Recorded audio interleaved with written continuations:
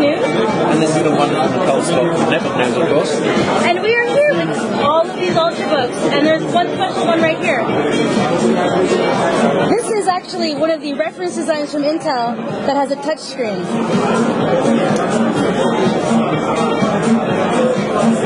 So it's pretty basic sort of Ultrabook layout. Actually, it's pretty complete in terms of design, right? I mean, that's not like overly thick or anything. Someone could take that and turn that into a device pretty quickly. Obviously, they put the touch layer on. This is what Zinio app, I think, is the application.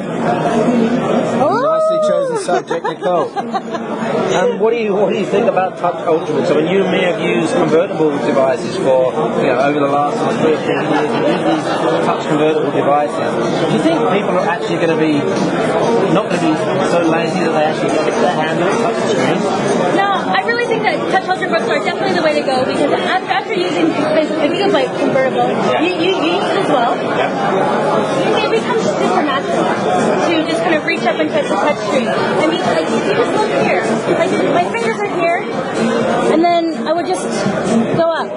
I mean, it's either go back and do this or go up and do this. I mean, to me, like, it just seems more fluid to be able to do this than back to do this. I mean, I'm totally on board with the touchscreen Ultrabook. I think you're right. I think there's certain things that you don't do. I think, for example, selecting something.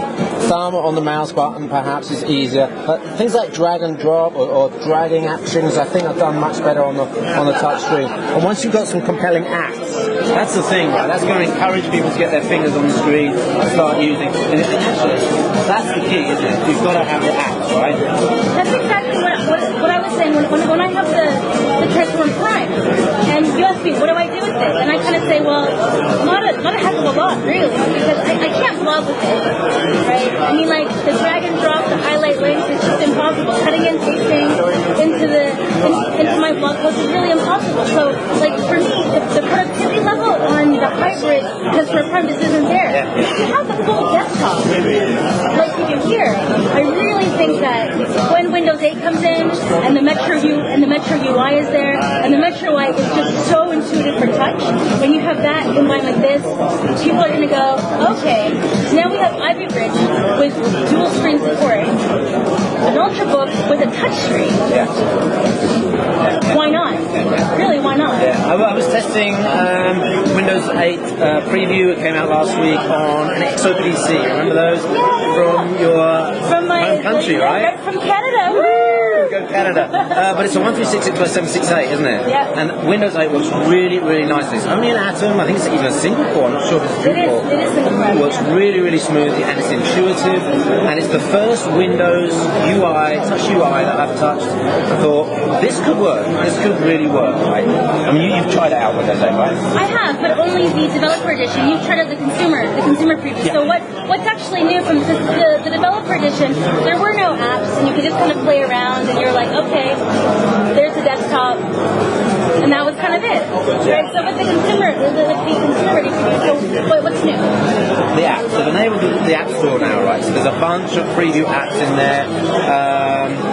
Video, music, what other apps? Weather apps, beautiful weather app actually is in there, and the App Store's actually working, so that's really nice. And that gives you a much better feel of how Metro is going to work, right? The sharing subsystem in Windows 8 is going to allow you to share between from apps to the cloud, and then there's much more in terms of touch UI stuff in there as well. Drag down and throw off the bottom of the screen to close the app, and some really exciting stuff. I can't wait for it to happen, to be honest. There was one review of Windows 8 that I have to call out right now. Joshua Tukowski from The Verge did a iOS Windows 8 comparison that I felt was extremely inappropriate, because whenever he saw the desktop, he was annoyed. Right? And as a Windows user, as somebody who sees this, we're like, oh, the desktop, perfect. I can get stuff done. So it was really bizarre to see a Mac user really kind of assess Windows 8 from that kind of perspective, where they see the iPad and they see their Apple, and they don't want them to marry. To me, that tells me that that person is basically separating the mobile usage from the desktop usage. I haven't thought about this bridge, although I have to say, Joshua Sapolsky has talked about continuous client, which is one of those activities that you can take from desktop to, and Intel's compute continuum is exactly that, right? Take from the desktop to the mobile across different devices. So, give him a little bit of credit, he does think about that, but yeah, there's a lot of people that will think mobile and desktop and won't kind of think, okay, if I'm working from one to the other, it will work. For example, a mobile browser, you can click the link to open the desktop browser, so you get the full flash experience, full multi-tabbing, the whole easy to access sort of UI thing going on with the mouse, and then, if you want to switch back to a touch UI, you can. So, we're excited about the apps and Windows 8. Now, both you and I have spent some time looking at AppUp. Yeah. And AppUp is going to be, hopes to be, will be the App Store for Ultrabook. Now, when I look at the ecosystem for apps and Ultrabook specifically, I kind of look at the future here with the touchscreen apps, with the location apps, with how, and MWC, we even kind of heard a new message about, do you have a tablet? You have your keyboard.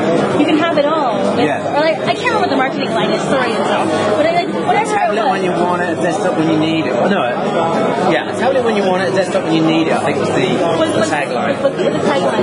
So, for apps they're looking for in an app store, I guess I'm looking for things that kind of bridge desktop and mobile, that help me get things done on the go, that kind of help me, but to me those are productivity apps, right? Finding killer apps that help me get things done, like whether it's kind of like Evernote on steroids, but for desktop, something like that. Yeah. So what about you? So the way I think about AppUp, number one, it's got a really tough job, right? There's already an app store in Metro, and that's a kind of a snacking app store, which was where AppUp was positioned before, right? It's a kind of snacking, mobile gaming sort of environment. So they want to bring it down to the desktop, and you're right, I think getting productivity apps in there is going to be one thing. But what I'm kind of getting this message from, we talked to them a lot last week about compute continuum. So I think what they're going to try and do now is take unique features from the Ultrabook and put unique features in, like you said, sensors. You mentioned GPS, and I think accelerometers and what am I thinking? Location stuff?